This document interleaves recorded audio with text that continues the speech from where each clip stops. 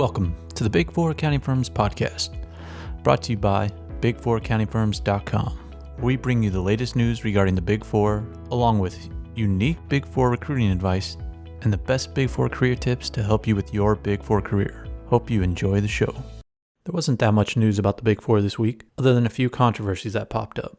So I wanted to speak about an article that was recently released in Quartz that spoke about a millennial uprising at the Big Four accounting firm PwC. And this article was later picked up by Fortune.com.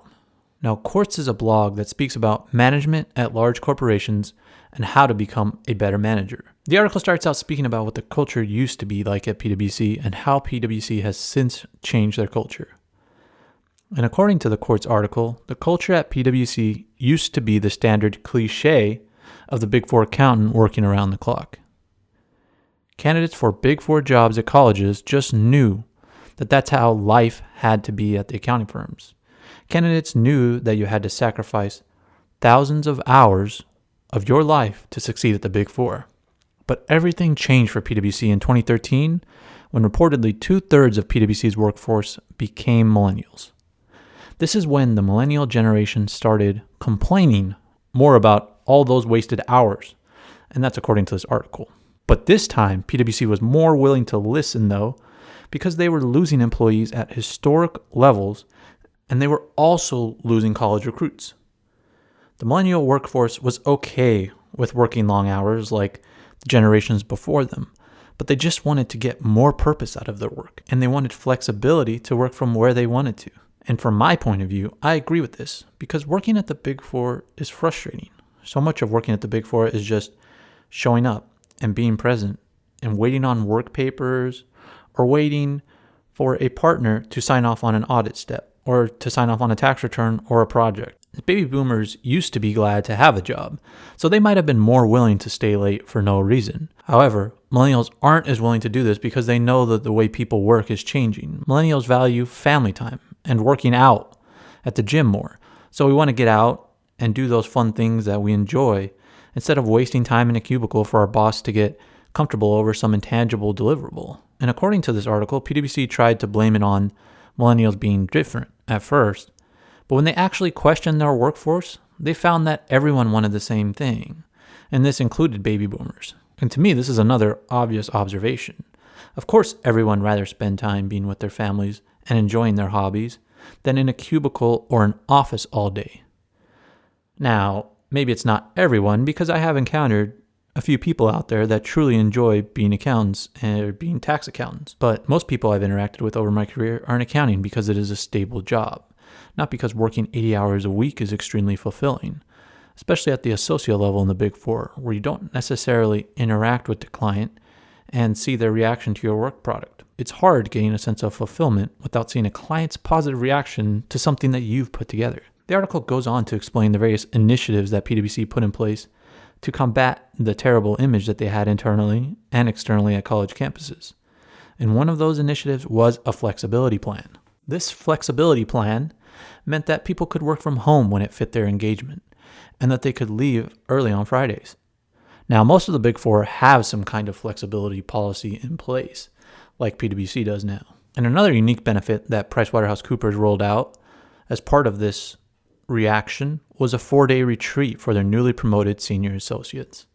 And the article says this retreat was rolled out in 2013, but it was actually rolled out in 2011. And this retreat is called Discover. Since PwC rolled this out for newly hired senior associates, this means that most of those people attending were in their early 20s, like let's say 24 or 25, because PwC promotes their seniors pretty early, usually after 2 years of being with the firm. So what they're trying to say here is that basically all of these people are millennials.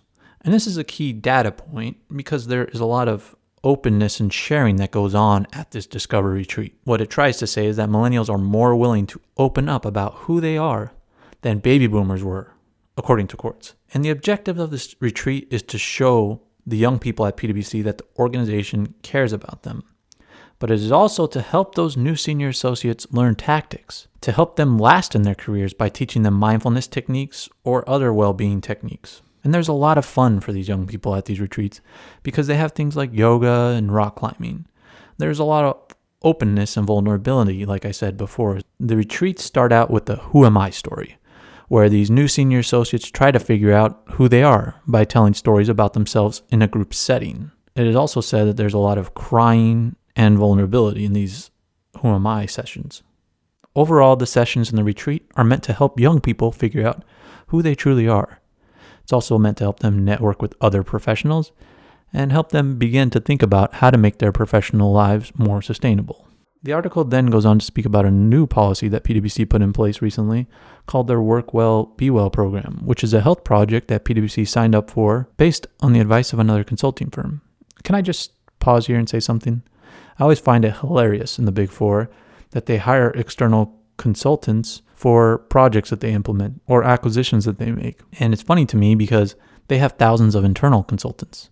And I don't doubt that these consultants make more by billing externally to clients, but not every consultant at Pricewaterhousecoopers is working at 100% capacity. And I know that not every consultant at PwC is well versed in physical fitness and mindfulness, but if you utilize associates with free time to surf the web and come up with a well-being program, I think that they would be able to come up with something interesting that the Big Four could implement. With all that being said, I don't think the Big Four need to spend millions of dollars on external consultants when they have probably some available consultants inside of the firm. Well, anyways, back to the story. The outside consulting firm that PwC hired was named the Energy Project.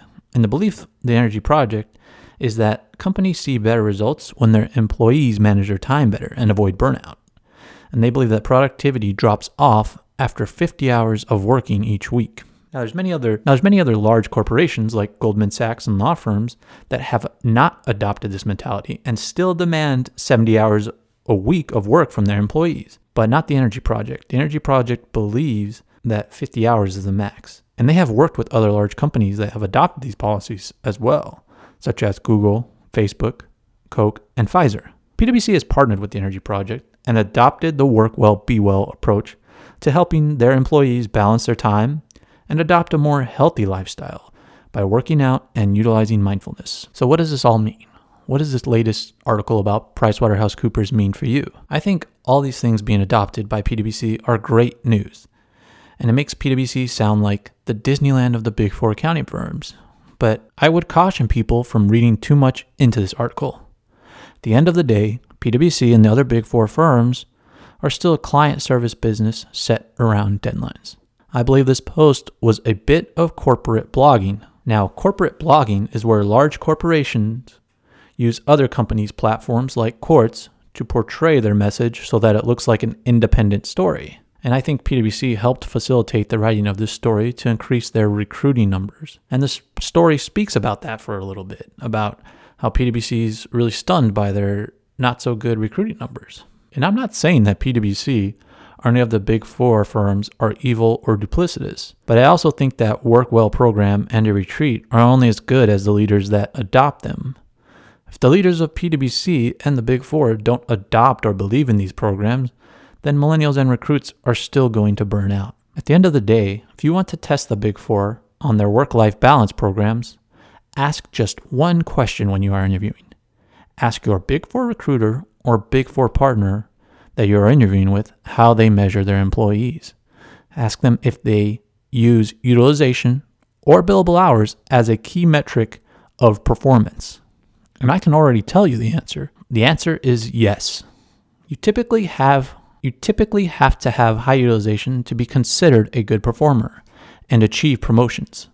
This means that you have to have at least close to 35 hours charged to a client code each and every week. This doesn't include time for administrative tasks like group meetings and taking webinars, and it also takes into consideration vacation. So if you take time out of your day at the Big Four to, let's say, do some meditation, you aren't going to be rewarded for it.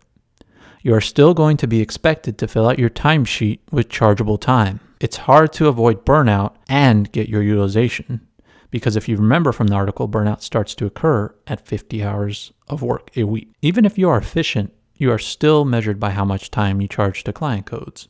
For example, if you can complete a 30-hour project in 10 hours, you don't get a reward or a bonus. You get more work so that you can make more money for your firm.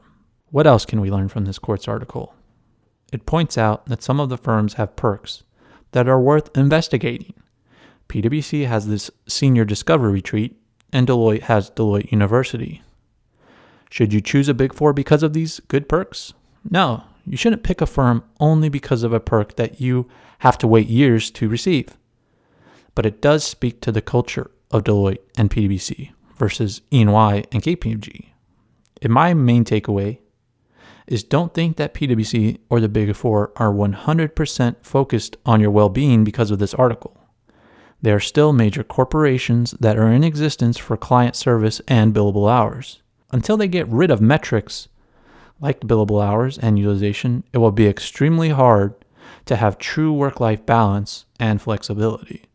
However, culture is important, and it appears that PwC's culture is leaning a little bit more towards employee-focused than some of the other Big Four. Thanks.